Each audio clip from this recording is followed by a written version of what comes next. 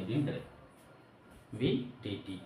Next என்ன பண்ணணும்னா இது வந்து ஈக்குவேஷன் 2ன்னு வச்சுக்கோங்க.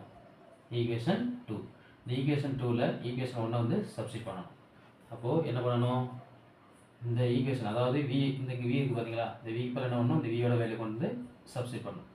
அப்போது சப்ஸ்டியூட் ஈக்குவேஷன் 1 எதில் 2ல், அதாவது இதை கொண்டு வந்து இதில் சப்ஸ்டிட் பண்ணி எதுக்கு பதிலானா விக்கு பதிலாக சப்ஸ்டிட் பண்ணணும். விக்கு பதிலாக என்ன பண்ணணும், சப்ஸ்டிட் பண்ணணும். சப்ஸ்டிட் பண்ண என்ன கிடைக்கும் சொல்லுங்க பார்க்கலாம். ds equal to u plus a t into என்ன dt.